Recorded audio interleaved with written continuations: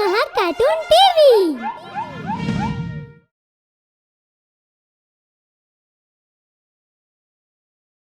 ਗੋਕੁਲ ਨਗਰ ਦੇ ਵਿੱਚ ਕਾਫੀ ਸਾਲਾਂ ਤੋਂ ਇੱਕ ਦਾਨਵ ਦਾ ਆਤੰਕ ਸੀ। ਲੋਕਾਂ ਦਾ ਮੰਨਣਾ ਇਹ ਸੀ ਕਿ ਉਹ ਦਾਨਵ ਜੰਗਲ ਦੇ ਵਿੱਚ ਰਹਿੰਦਾ ਸੀ। ਉਸ ਦਾਨਵ ਦਾ ਆਤੰਕ ਬਹੁਤ ਜ਼ਿਆਦਾ ਸੀ। ਕੋਈ ਵੀ ਪਿੰਡ ਵਾਲਾ ਸੂਰਜ ਡੁੱਬਣ ਤੋਂ ਬਾਅਦ ਆਪਦੇ ਘਰੋਂ ਬਾਹਰ ਪੈਰ ਨਹੀਂ ਰੱਖਦਾ ਸੀ। ਪਿੰਡ ਦੇ ਹਾਲਾਤ ਇੰਨੇ ਜ਼ਿਆਦਾ ਖਰਾਬ ਹੋ ਚੁੱਕੇ ਸੀ ਕਿ ਕਿਸੇ ਦੇ ਕੋਲ ਆਪਦਾ ਢਿੱਡ ਭਰਨ ਦੇ ਲਈ ਖਾਣਾ ਵੀ ਨਹੀਂ ਸੀ, ਕਿਉਂਕਿ ਸ਼ਾਮ ਹੁੰਦੇ ਹੀ ਉਸ ਦਾਨਵ ਨੂੰ ਜੋ ਵੀ ਮਿਲਦਾ ਉਹ ਉਹਨੂੰ ਹੀ ਮਿੱਟੀ ਵਿੱਚ ਮਿਲਾ ਦਿੰਦਾ ਸੀ ਅਤੇ ਇਸ ਦੇ ਵਿੱਚ ਉਹ ਪਿੰਡ ਆਲਿਆਂ ਦੀਆਂ ਫਸਲਾਂ ਨੂੰ ਵੀ ਬਰਬਾਦ ਕਰ ਦਿੰਦਾ ਸੀ।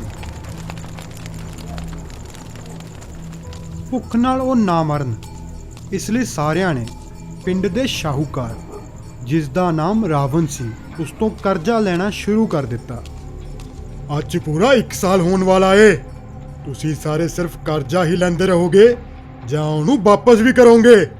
ਅਰੇ ਰਾਵਣ ਜੀ, ਸਾਡੀਆਂ ਫਸਲਾਂ ਤਾਂ ਉਹ ਦਾਨਵ ਖਰਾਬ ਕਰ ਦਿੰਦਾ ਏ। ਹੁਣ ਇਸ ਦੇ ਵਿੱਚ ਸਾਡੇ ਕਮਾਉਣ ਦਾ ਜ਼ਰੀਆ ਸਾਡੀ ਖੇਤੀਬਾੜੀ ਹੀ ਹੈ। ਫਿਰ ਅਸੀਂ ਤੁਹਾਡੇ ਪੈਸੇ ਕਿਵੇਂ ਵਾਪਸ ਕਰਾਂਗੇ? ਦੇਖ, ਮੈਨੂੰ ਇਸ ਤੋਂ ਕੋਈ ਫਰਕ ਨਹੀਂ ਪੈਂਦਾ।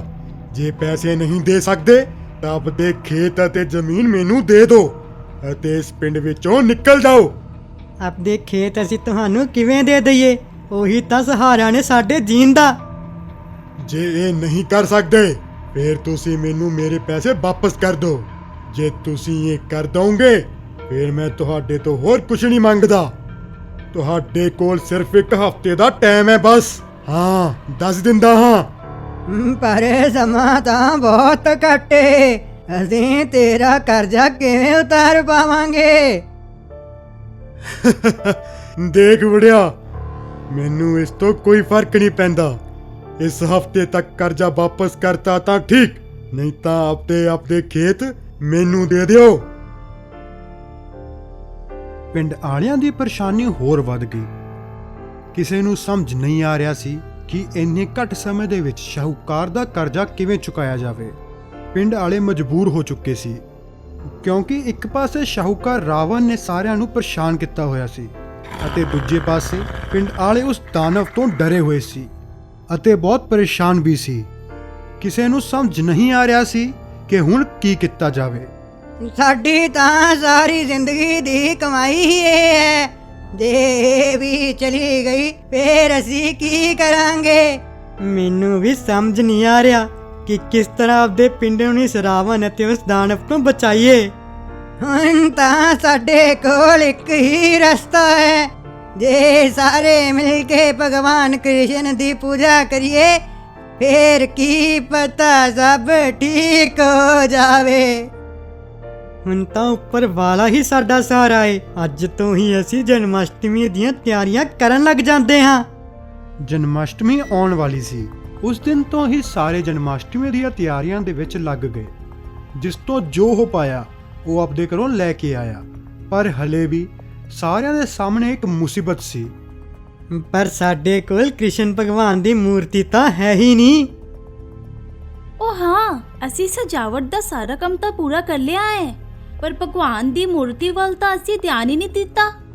ਹਾਂ, ਸ਼ਹਿਰ ਤੋਂ ਕਿਸੇ ਮੂਰਤੀ ਬਣਾਉਣ ਵਾਲੇ ਤੋਂ ਮੂਰਤੀ ਮੰਗਵਾ ਲੈਨੇ ਹਾਂ। ਹਾਂ, ਮੈਂ ਆਪ ਜਾ ਕੇ ਮੂਰਤੀ ਲੈ ਆਉਣਾ ਹਾਂ। ਇਹ ਠੀਕ ਰਹੂ। ਸ਼ਾਮ ਉਸੇ ਸਮੇਂ ਸ਼ਹਿਰ ਵੱਲ ਤੁਰ ਪਿਆ।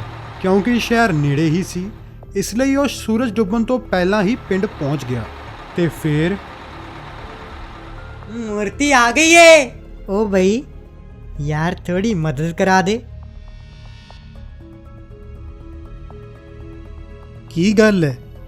ਤੁਹਾਡੇ ਪਿੰਡ ਵਿੱਚ ਲੋਕ ਬੜੇ ਘੱਟ ਨੇ, ਦਿਖ ਨਹੀਂ ਰਹੇ। ओ नहीं नहीं, ਇਹੋ ਜਿਹਾ ਕੁਛ ਨਹੀਂ ਏ। ਗੱਲ ਕੁਛ ਹੋਰ ਏ। ਗੱਲ ਕੀ ਹੈ? ਤੁਸੀਂ ਥੋੜੇ ਪਰੇਸ਼ਾਨ ਲੱਗ ਰਹੇ ਹੋ। ਡਰਾਈਵਰ ਗੋਪਾਲ ਦੇ ਪੁੱਛਣ ਤੇ ਸ਼ਾਮ ਨੇ ਉਹਨੂੰ ਸਭ ਕੁਝ ਦੱਸ ਦਿੱਤਾ। ਨਾਲ ਹੀ ਉਹਨੇ ਸ਼ਾਹੂਕਾਰ ਦੁਆਰਾ ਕੀਤੇ ਜਾ ਰਹੇ ਅਤਿਆਚਾਰ ਬਾਰੇ ਵੀ ਗੋਪਾਲ ਨੂੰ ਦੱਸ ਦਿੱਤਾ, ਜਿਸ ਨੂੰ ਸੁਣ ਕੇ ਗੋਪਾਲ ਨੇ ਕਿਹਾ, ਰਾਧੇ ਰਾਧੇ ਰਾਧੇ, ਮੈਨੂੰ ਤਾਂ ਦਾਲ ਵਿੱਚ ਕੁਝ ਕਾਲਾ ਲੱਗ ਰਿਹਾ ਹੈ। ਦਾਲ ਵਿੱਚ ਕੁਛ ਕਾਲਾ? ਪਰ ਉਹ ਕਿਵੇਂ ਹੋ ਸਕਦਾ ਹੈ?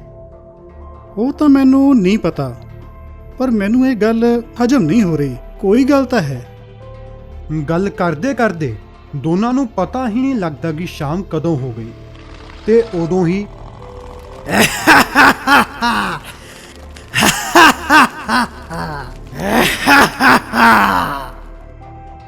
ਹਾਏ ਰੱਬਾ, ਇਹ ਕੀ? ਮੈਂ ਤਾਂ ਭੁੱਲ ਹੀ ਗਿਆ ਕਿ ਸ਼ਾਮ ਹੋ ਗਈ ਹੈ। ਬਾਈ ਹੁਣ ਤੂੰ ਘਰ ਚੱਲ, ਨਹੀਂ ਤਾਂ ਬਹੁਤ ਦਿੱਕਤ ਹੋ ਜਾਊਗੀ। ਸ਼ਾਮ ਗੋਪਾਲ ਨੂੰ ਆਪਦੇ ਘਰੇ ਲੈ ਆਇਆ, ਪਰ ਦੋਵੇਂ ਮੂਰਤੀ ਨੂੰ ਆਪਦੇ ਨਾਲ ਲਿਆਣਾ ਭੁੱਲ ਗਏ ਤੇ ਉਸ ਤੋਂ ਬਾਅਦ ਹਾਏ ਰੱਬਾ, ਇਹ ਕੀ ਹੋ ਗਿਆ? ਆਪਾਂ ਮੂਰਤੀ ਨੂੰ ਤਾਂ ਬਾਹਰ ਹੀ ਛੱਡ ਆਏ, ਹੁਣ ਉਹ ਦਾਨਵ ਇਹਨੂੰ ਵੀ ਤੋੜ ਦਊਗਾ।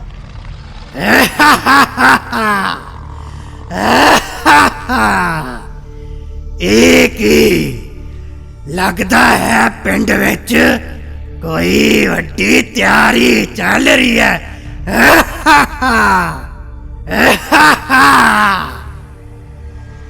ਦੋਵੇਂ ਖਿੜਕੀ ਵਿੱਚੋਂ ਦਾਨਵ ਨੂੰ ਦੇਖਣ ਲੱਗੇ। ਦਾਨਵ ਮੂਰਤੀ ਵੱਲ ਵੱਧ ਹੀ ਰਿਹਾ ਸੀ ਤੇ ਉਦੋਂ ਹੀ ਇਹ ਕੀ?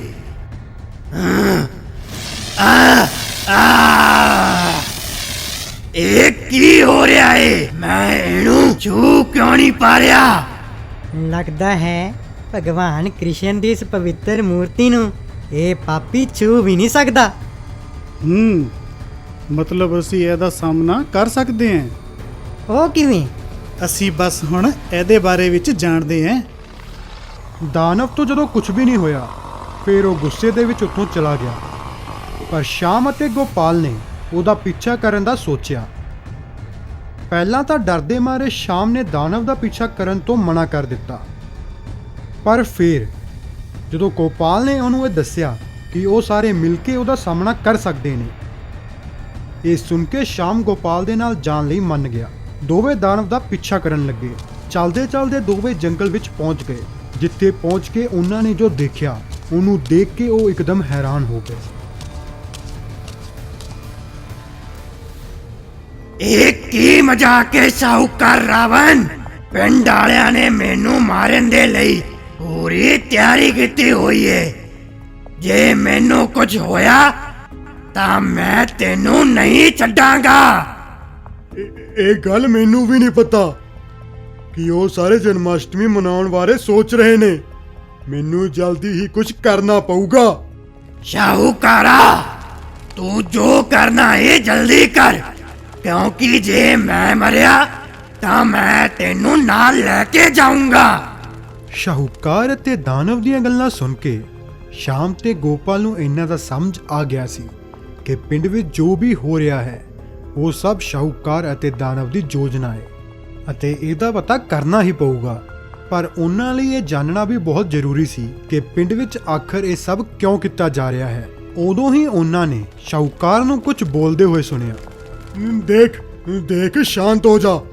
ਸਾਡੇ ਵਿੱਚ ਪਹਿਲਾਂ ਵੀ ਸੌਦਾ ਹੋ ਚੁੱਕਿਆ ਹੈ ਕਿ ਤੂੰ ਪਿੰਡ ਵਾਲਿਆਂ ਨੂੰ ਡਰਾਏਂਗਾ ਅਤੇ ਮੈਂ ਉਹਨਾਂ ਦੇ ਖੇਤ ਖੋਹ ਲਊਂਗਾ। ਜਿਵੇਂ ਹੀ ਪਿੰਡ ਖਾਲੀ ਹੋ ਜਾਊਗਾ, ਫਿਰ ਤੂੰ ਸਾਰੇ ਪਿੰਡ ਵਿੱਚ ਆਰਾਮ ਨਾਲ ਘੁੰਮ ਪਾਏਂਗਾ ਅਤੇ ਮੈਂ ਖੇਤਾਂ ਦੀ ਜ਼ਮੀਨ ਤੇ ਆਪਦਾ ਮਨ ਚਾਹਿਆ ਕੰਮ ਕਰ ਪਾਊਂਗਾ। ਹੁਣ ਗੱਲ ਜਮਾ ਸਾਫ਼ ਹੋ ਚੁੱਕੀ ਸੀ ਕਿ ਪਿੰਡ ਵਿੱਚ ਆਖਰ ਇਹ ਸਭ ਕੁਝ ਕੀਤਾ ਕਿਉਂ ਜਾ ਰਿਹਾ ਸੀ। ਗੋਪਾਲ ਅਤੇ ਸ਼ਾਮ ਤੁਰੰਤ ਉੱਥੋਂ ਚਲੇ ਗਏ ਅਤੇ ਪਿੰਡ ਵਿੱਚ ਪਹੁੰਚ ਕੇ ਉਹਨਾਂ ਨੇ ਸਾਰੀਆਂ ਗੱਲਾਂ ਸਾਰਿਆਂ ਨੂੰ ਦੱਸ ਦਿੱਤੀਆਂ, ਜਿਸ ਨੂੰ ਸੁਣ ਕੇ ਸਾਰੇ ਹੈਰਾਨ ਹੋ ਗਏ ਅਤੇ ਸਾਰਿਆਂ ਨੇ ਇਕੱਠੇ ਇਸ ਮੁਸੀਬਤ ਦਾ ਸਾਹਮਣਾ ਕਰਨਾ ਸਹੀ ਸਮਝਿਆ। ਸ਼ਾਹੂਕਾਰ ਨੇ ਬਹੁਤ ਕੋਸ਼ਿਸ਼ ਕੀਤੀ ਕਿ ਉਹ ਪਿੰਡ ਵਿੱਚ ਪੂਜਾ ਨਾ ਹੋਣ ਦੇਵੇ, ਪਰ ਉਹ ਨਾਕਾਮ ਹੋ ਗਿਆ। ਰਾਤ ਹੋ ਚੁੱਕੀ ਸੀ। ਸਾਰਿਆਂ ਨੇ ਜ਼ੋਰ-ਜ਼ੋਰ ਦੀ ਕ੍ਰਿਸ਼ਨ ਭਗਵਾਨ ਦੇ ਭਜਨਾਂ ਨੂੰ ਗਾਣਾ ਸ਼ੁਰੂ ਕਰ ਦਿੱਤਾ। ਭਜਨਾਂ ਦੀ ਆਵਾਜ਼ ਹਰ ਪਾਸੇ ਗੂੰਜਣ ਲੱਗੀ, ਜਿਸ ਦੀ ਆਵਾਜ਼ ਦਾਨਵ ਦੇ ਕੰਨਾਂ ਤੱਕ ਜਾਣ ਲੱਗ ਗਈ। ਆਵਾਜ਼ ਨੂੰ ਸੁਣ ਕੇ ਦਾਨਵ ਪਰੇਸ਼ਾਨ ਹੋ ਗਿਆ ਅਤੇ ਗੁੱਸੇ ਵਿੱਚ ਆ ਕੇ ਪਿੰਡ ਵਿੱਚ ਆਉਣ ਲੱਗਿਆ। ਅੱਜ ਮੈਂ ਇਹ ਪਿੰਡ ਵਾਲਿਆਂ ਨੂੰ ਨਹੀਂ ਛੱਡਾਂਗਾ। ਦਾਨਵ ਪਿੰਡ ਵਿੱਚ ਪਹੁੰਚ ਗਿਆ, ਜਿੱਥੇ ਸਾਰੇ ਲੋਕ ਭਗਵਾਨ ਦੀ ਭਗਤੀ ਵਿੱਚ ਲੱਗੇ ਹੋਏ ਸੀ। ਦਾਨਵ ਨੂੰ ਦੇਖ ਕੇ ਸਾਰੇ ਡਰ ਗਏ ਤੇ ਉਦੋਂ ਹੀ ਇਸ ਤੋਂ ਡਰਨ ਦੀ ਕੋਈ ਲੋੜ ਨਹੀਂ। ਅੱਜ ਭਗਵਾਨ ਖੁਦ ਸਾਡੇ ਨਾਲ ਨੇ। ਇਹਨੇ ਨਾ ਉਹ ਜਿਹਨੇ ਇਹਨਾਂ ਨੂੰ ਭੜਕਾਇਆ ਏ। ਰੁਕ ਰੁਕ ਜਾ, ਪਹਿਲਾਂ ਅੱਜ ਮੈਂ ਤੈਨੂੰ ਹੀ ਖਤਮ ਕਰੂੰਗਾ। ਦਾਨਵ ਗੋਪਾਲ ਵੱਲ ਵਧਣ ਲੱਗਦਾ ਹੈ, ਪਰ ਉਹ ਪੰਡਾਲ ਦੇ ਅੰਦਰ ਜਾ ਨਹੀਂ ਪਾਉਂਦਾ, ਜਿਸ ਨੂੰ ਦੇਖ ਕੇ ਸਾਰੇ ਜਣੇ ਬਹੁਤ ਖੁਸ਼ ਹੋ ਜਾਂਦੇ ਨੇ। ਜੇ ਆਪਾਂ ਭਜਨ ਗਾਉਂਦੇ ਰਹੀਏ ਫੇਰ ਇਸ ਦਾਨਵ ਦੀਆਂ ਸ਼ਕਤੀਆਂ ਘੱਟ ਹੋ ਜਾਣਗੀਆਂ। ਸਾਨੂੰ ਆਪਣੀ ਪੂਜਾ ਰੋਕਣੀ ਨਹੀਂ ਚਾਹੀਦੀ। ਗੋਪਾਲ ਦੇ ਕਹਿਣ ਤੇ ਸਾਰੇ ਪਿੰਡ ਵਾਲੇ ਦੁਬਾਰਾ ਪੂਜਾ ਵਿੱਚ ਲੱਗ ਗਏ। ਥੋੜੀ ਹੀ ਦੇਰ ਵਿੱਚ ਦਾਨਵ ਤੇ ਪੂਜਾ ਦਾ ਅਸਰ ਦਿਖਣ ਲੱਗ ਗਿਆ। ਉਹ ਭਗਵਾਨ ਦੇ ਭਜਨ ਸੁਣ ਨਹੀਂ ਪਾ ਰਿਹਾ ਸੀ। ਆਪਦਾ ਮੂੰਹ ਬੰਦ ਕਰੋ। ਨਹੀਂ, ਚੁੱਪ ਹੋ ਜਾਓ। ਇੰਨੇ ਵਿੱਚ ਹੀ ਸ਼ਾਮ ਨੇ ਗੰਗਾ ਜਲ ਲਿਆ ਕੇ ਦਾਨਵ ਤੇ ਛਿੜਕ ਦਿੱਤਾ। ਇਹ ਕੀ ਕਰ ਦਿੱਤਾ ਤੁਸੀਂ? ਮੈਂ ਕਿਸੇ ਨੂੰ ਵੀ ਨਹੀਂ ਛੱਡੂੰਗਾ। ਦਾਨਵ ਨੂੰ ਮਰਿਆ ਹੋਇਆ ਦੇਖ ਸਾਰੇ ਬਹੁਤ ਖੁਸ਼ ਹੋ ਗਏ, ਪਰ ਦੂਰੋਂ ਇਹ ਸਭ ਕੁਝ ਦੇਖ ਰਿਹਾ ਸ਼ਾਹੂਕਾਰ ਅੱਗ ਬਬੂਲਾ ਹੋ ਗਿਆ ਅਤੇ ਕਿਰਾਏ ਤੇ ਲਿਆਏ ਹੋਏ ਗੁੰਡਿਆਂ ਨੂੰ ਆਪਦੇ ਨਾਲ ਲੈ ਕੇ ਉੱਥੇ ਪਹੁੰਚ ਗਿਆ। ਭਗਵਾਨ ਦੀ ਸ਼ਕਤੀ ਨਾਲ ਤੂੰ ਇਹਨੂੰ ਤਾਂ ਮਾਰ ਦਿੱਤਾ, ਪਰ ਹੁਣ ਸਾਡੇ ਤੋਂ ਕਿਵੇਂ ਬਚੇਗਾ? ਜਾਓ, ਇਹਨਾਂ ਦੀਆਂ ਹੱਡੀਆਂ ਤੋੜ ਦਿਓ, ਸਬਕ ਸਿਖਾ ਦਿਓ ਇਹਨਾਂ ਨੂੰ। ਗੁੰਡਿਆਂ ਨੂੰ ਆਪਦੇ ਵੱਲ ਆਉਂਦਾ ਦੇਖ ਸਾਰੇ ਬਹੁਤ ਡਰ ਗਏ ਅਤੇ ਪਿੱਛੇ ਹਟਣ ਲੱਗੇ। ਜਿਵੇਂ ਹੀ ਗੁੰਡਿਆਂ ਨੇ ਉਹਨਾਂ ਤੇ ਵਾਰ ਕੀਤਾ, ਉਦੋਂ ਹੀ ਉਹ ਸਾਰੇ ਇਕੱਠੇ ਹਵਾ ਵਿੱਚ ਉੱਡ ਕੇ ਜ਼ੋਰ ਦੀ ਧਰਤੀ ਤੇ ਆ ਡਿੱਗੇ। ਹਾਏ ਲੱਗ ਗਈ। ਇਹ ਕੀ ਹੋਇਆ? ਇਹ ਦੇਖ ਕੇ ਸਾਰੇ ਹੈਰਾਨ ਹੋ ਗਏ, ਪਰ ਜਿਵੇਂ ਹੀ ਪਿੰਡ ਆਲਿਆਂ ਨੇ ਗੋਪਾਲ ਤੇ ਨਜ਼ਰ ਪਾਈ ਤਾਂ ਸਾਰੇ ਜਣੇ ਹੈਰਾਨ ਹੋ ਗਏ। ਪਿੰਡ ਆਲਿਆਂ ਨੂੰ ਪਤਾ ਚੱਲ ਗਿਆ ਸੀ ਕਿ ਹੁਣ ਤੱਕ ਉਹਨਾਂ ਦੀ ਮਦਦ ਕੋਈ ਬੱਸ ਡਰਾਈਵਰ ਨਹੀਂ ਬਲਕਿ ਖੁਦ ਭਗਵਾਨ ਸ਼੍ਰੀ ਕ੍ਰਿਸ਼ਨ ਕਰ ਰਹੇ ਸੀ। ਭਗਵਾਨ ਨੂੰ ਆਪਦੇ ਸਾਹਮਣੇ ਦੇਖ ਕੇ ਸਾਰੇ ਪੈਰਾਂ ਪਰ ਬੈਠ ਗਏ ਅਤੇ ਉੱਤੇ ਹੀ ਸ਼ਾਹੂਕਾਰ ਭੱਜਦਾ ਹੋਇਆ ਭਗਵਾਨ ਦੇ ਪੈਰਾਂ ਵਿੱਚ ਜਾਗ ਰਿਹਾ ਅਤੇ ਬੋਲਿਆ, ਮੈਨੂੰ ਮਾਫ ਕਰ ਦਿਓ ਪ੍ਰਭੂ, ਮੇਰੇ ਤੋਂ ਬਹੁਤ ਵੱਡੀ ਗਲਤੀ ਹੋ ਗਈ। ਮੈਨੂੰ ਮੇਰੀ ਗਲਤੀ ਦਾ ਅਹਿਸਾਸ ਹੋ ਗਿਆ ਹੈ। ਉਹ ਪ੍ਰਭੂ, ਮੈਨੂੰ ਮਾਫ ਕਰ ਦਿਓ। ਮੈਨੂੰ ਪਤਾ ਚੱਲ ਗਿਆ ਹੈ ਕਿ ਤੈਨੂੰ ਤੇਰੀ ਗਲਤੀ ਦਾ ਅਹਿਸਾਸ ਹੋ ਗਿਆ ਹੈ। ਮੈਨੂੰ ਲੱਗਦਾ ਸੀ ਕਿ ਨਾਮ ਰਾਵਣ ਹੋਣ ਨਾਲ ਸਾਡੇ ਕੋਲ ਸ਼ਕਤੀਆਂ ਵੀ ਉਹਦੇ ਵਰਗੀਆਂ ਹੀ ਆ ਜਾਂਦੀਆਂ ਨੇ, ਪਰ ਮੈਂ ਭੁੱਲ ਗਿਆ ਸੀ ਕਿ ਮੈਂ ਇੱਕ ਆਮ ਜਿਹਾ ਬੰਦਾ ਹੀ ਹਾਂ। ਮੇਰੇ ਤੋਂ ਗਲਤੀ ਹੋ ਗਈ। ਮੈਨੂੰ ਖੁਸ਼ੀ ਹੈ ਕਿ ਤੈਨੂੰ ਤੇਰੇ ਕੀਤੇ ਹੋਏ ਪਾਪਾਂ ਦਾ ਅਹਿਸਾਸ ਹੋ ਗਿਆ ਹੈ। ਹੁਣ ਉਹਨੂੰ ਸੁਧਾਰਨ ਲਈ ਪਿੰਡ ਵਾਲਿਆਂ ਦਾ ਸਾਰਾ ਸਮਾਨ ਉਹਨਾਂ ਨੂੰ ਵਾਪਸ ਕਰ ਦੇ ਅਤੇ ਆਪ ਵੀ ਪਿਆਰ ਨਾਲ ਰਹਿ ਅਤੇ ਇਹਨਾਂ ਨੂੰ ਵੀ ਪਿਆਰ ਨਾਲ ਰਹਿਣ ਦੇ। ਸੱਚ ਕਹਿੰਦੇ ਨੇ, ਜਿੱਥੇ ਭਗਵਾਨ ਦੀ ਸ਼ਕਤੀ ਹੋਵੇ ਉੱਥੇ ਕਦੇ ਵੀ ਬੁਰਾਈ ਆਪਦਾ ਡੇਰਾ ਨਹੀਂ ਲਾ ਸਕਦੀ। ਭਗਵਾਨ ਸ਼੍ਰੀ ਕ੍ਰਿਸ਼ਨ ਨੇ ਗੋਕੁਲ ਨਗਰੀ ਦੀਆਂ ਸਾਰੀਆਂ ਪਰੇਸ਼ਾਨੀਆਂ ਖਤਮ ਕਰ ਦਿੱਤੀਆਂ। ਸਾਰੇ ਭਗਵਾਨ ਦੇ ਉੱਤੇ ਹੋਣ ਕਰਕੇ ਬਹੁਤ ਖੁਸ਼ ਸੀ। ਉਸ ਖੁਸ਼ੀ ਦੇ ਵਿੱਚ ਸਾਰੇ ਨੱਚਣ ਲੱਗੇ। ਸਾਰਿਆਂ ਨੇ ਰੱਜ ਕੇ ਭਜਨ ਵੀ ਗਾਏ। ਇਸ ਤਰ੍ਹਾਂ ਸਾਰਿਆਂ ਨੇ ਜਨਮਾਸ਼ਟਮੀ ਬੜੀ ਧੂਮਧਾਮ ਨਾਲ ਮਨਾਈ ਅਤੇ ਉਸ ਦਿਨ ਤੋਂ ਬਾਅਦ ਸਾਰੇ ਖੁਸ਼ੀ-ਖੁਸ਼ੀ ਰਹਿਣ ਲੱਗੇ। ਜੇ ਤੁਹਾਨੂੰ ਇਹ ਵੀਡੀਓ ਪਸੰਦ ਆਇਆ ਹੋਵੇ ਤਾਂ ਲਾਈਕ, ਸ਼ੇਅਰ, ਕਮੈਂਟ ਜ਼ਰੂਰ ਕਰਿਓ ਤੇ ਸਭ ਤੋਂ ਪਹਿਲਾਂ ਸਾਡੇ ਵੀਡੀਓਜ਼ ਦੇਖਣ ਲਈ ਚੈਨਲ ਸਬਸਕ੍ਰਾਈਬ ਕਰੋ ਤੇ ਬੈਲ ਆਈਕਨ ਤੇ ਕਲਿੱਕ ਕਰਨਾ ਨਾ ਭੁੱਲਿਓ।